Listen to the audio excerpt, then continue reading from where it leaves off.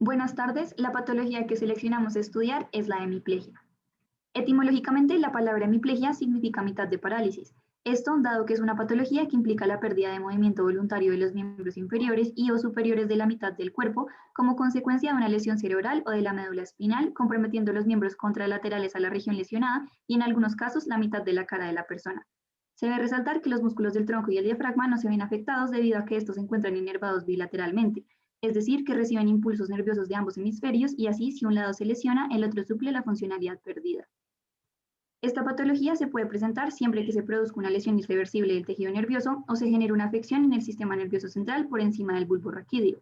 De esta forma, su causa más frecuente radica en los accidentes cerebrovasculares que implican el daño de los vasos sanguíneos provocando la muerte celular en el cerebro. No obstante, también se pueden presentar debido a trombosis, embolias o hemorragias craneales, traumatismos, tumores cerebrales, infecciones, enfermedades parasitarias e intervenciones quirúrgicas, entre otros.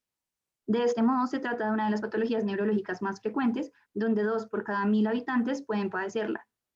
Además, es considerada la tercera causa de muerte y la primera discapacidad en países occidentales, afectando principalmente a adultos mayores. Ahora bien, esta puede generar a su vez alteraciones sensitivas, mentales, perceptuales, propioceptivas, comunicativas y del tono muscular. Este último varía conforme avanza el curso evolutivo de la patología, que presenta 3 estadios principales. En primer lugar, el ictus suele darse en procesos de coma por causa hemorrágica, por lo cual no está presente en todos los pacientes. Por otra parte, en la hemiplegia flácida se presenta una desorganización de los centros reflejos inferiores y se produce una parálisis motora de un hemicuerpo con hipotonía. Esta hace referencia a la pérdida de tono muscular, donde la elasticidad del músculo es excesiva y su capacidad contractil se reduce. De este modo no se presenta ninguna resistencia al movimiento y las articulaciones se encuentran hiperlaxas, generando problemas de soporte y estabilidad. Por último, la hemiplegia espástica se caracteriza por la presencia de contracturas en el lado paralizado debido al aumento exagerado del tono muscular. A esto último se le conoce como hipertonía o espasticidad, lo que implica la hiperactivación de las fibras musculares y la fijación de las articulaciones en una postura anormal, por lo cual aumenta la resistencia al movimiento y así se genera una pérdida de fuerza muscular y de elasticidad. De manera general, en los miembros inferiores, las contracturas afectan los músculos extensores y flexores, por lo cual el miembro permanece generalmente recto con cierto grado de abducción, lo que permite la bipedestación y la marcha con un movimiento de circunducción alrededor de la pierna sana. Específicamente, en la cadera suele haber rotación interna y flexión. En la rodilla se presenta la contracción del tríceps sural e isquiotibiales que proporcionan la flexión de la rodilla y una gran espasticidad en el cuádriceps. En el pie es característico el pie equinovaro por retracción de la aponeurosis plantar y el tríceps sural, además de que los dedos se encuentran contraídos. La marcha se caracteriza por ser un movimiento simétrico temporal y espacialmente. No obstante, como consecuencia de la hemiplegia, la marcha se vuelve asimétrica con un control motor selectivo deficiente y reacciones de equilibrio retardadas e interrumpidas, reduciendo la estabilidad del paciente. Además, dado que la extremidad afectada soporta menos carga de peso, la progresión hacia adelante del cuerpo de forma simétrica se ve afectada, generando una variación en los patrones de marcha y en las características espaciales y temporales. Por un lado, en cuanto a las características espaciotemporales, se ha reportado que los pacientes con hemiplegia presentan una longitud de zancada menor con respecto a los valores normales establecidos, además de un valor para el ancho del paso moderadamente mayor. Adicionalmente, se observa un aumento en los tiempos de zancada, una reducción en la velocidad de la marcha y en la cadencia, y una modificación en los tiempos de las fases de apoyo y de oscilación, pues la extremidad inferior afectada reduce el tiempo de apoyo y aumenta el de oscilación, mientras que la extremidad inferior se ve el caso contrario, es decir, mayor periodo de apoyo y menor tiempo de oscilación. A continuación, se expondrán los patrones cinemáticos más comunes evidenciados en estos pacientes, tomando como ejemplo el caso de un paciente con hemiplegia que presenta alteraciones en las extremidades izquierdas. Vale la pena aclarar que estos patrones pueden variar entre los sujetos hemipléjicos, pues estos dependen de los factores como la gravedad de la secuela producida por la lesión y el nivel de recuperación que se haya alcanzado, entre otros. En primer lugar, como se ve en la figura 3, la hemiplegia causa una reducción en la extensión de la cadera en la fase de apoyo que se atribuye a dos factores. Primero, al acortamiento adaptativo del extensor o a la actividad excesiva de los músculos flexores de la cadera y segundo, a la reducción de la dorsiflexión del tobillo. Ahora bien, durante la fase de oscilación, la hemiplegia causa una reducción en la flexión de la cadera por la incapacidad para activar adecuadamente el músculo flexor y la hiperactividad del extensor de la cadera. La figura 4 muestra estas variaciones desde el plano coronal para el mismo paciente, la cual permite observar que la hemiplegia causa un aumento en la aducción de la cadera durante la totalidad del ciclo de marcha. Del mismo modo, la figura 5 permite visualizar un incremento en la rotación interna de la cadera izquierda, lo cual es correspondiente con el aumento de la aducción de la misma.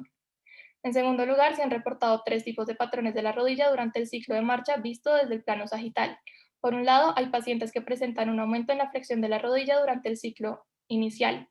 Por otra parte, se puede generar una reducción en la flexión de la articulación seguida de una hiperextensión y finalmente, como se observa en la figura 6, comúnmente se presenta una hiperextensión excesiva de la articulación durante toda la fase de apoyo. Esta hiperextensión está relacionada con la actividad temprana de los músculos de la pantorrilla, lo que provoca que la parte inferior de la pierna se tire hacia atrás. Durante el ciclo de oscilación se pueden asociar dos tipos de patrones. El primero corresponde a una reducción de la extensión de la rodilla antes del golpe de talón, mientras que el segundo, como se puede ver en la figura 6, se caracteriza por una reducción de la flexión de la rodilla durante toda la etapa de oscilación, generando un comportamiento rígido causado por la hiperactividad del músculo recto femoral. Además, la figura 7 indica que la hemiplegia causa un aumento en el varo de la rodilla durante la etapa de oscilación y la figura 8 permite visualizar un incremento en la rotación externa de la rodilla. En tercer lugar, la figura 9 evidencia que esta condición causa que el pie se encuentre plano al momento del contacto inicial.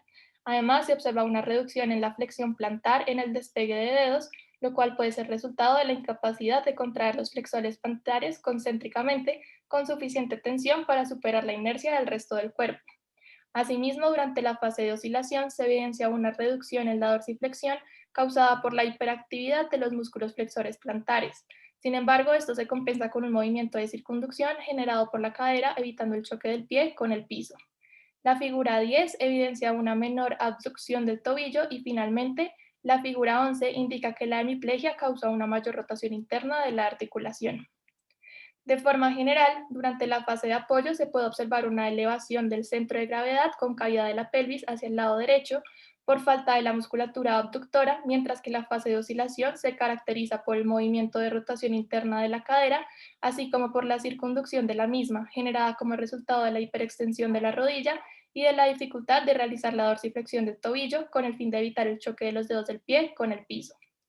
La hemiplegia también es una de las causas de la marcha de pie caído o marcha de equino, la cual se genera por la imposibilidad de realizar la dorsiflexión del tobillo. Como consecuencia, el paciente debe aumentar la flexión de la cadera y de la rodilla con el propósito de que el pie se aleje del piso en la fase oscilatoria. Finalmente, como tratamiento para la rehabilitación de los pacientes hemipléjicos, se han propuesto técnicas de compensación, las cuales buscan reentrenar las capacidades perdidas utilizando el hemisferio sano, técnicas de facilitación, que son aquellas que buscan mejorar la ejecución del movimiento del lado afectado. Asimismo, también existen dispositivos que permiten la optimización de movimientos particulares, al igual que se han empleado distintos estilos de terapias y miofeedback. Estas son nuestras referencias. Muchas gracias.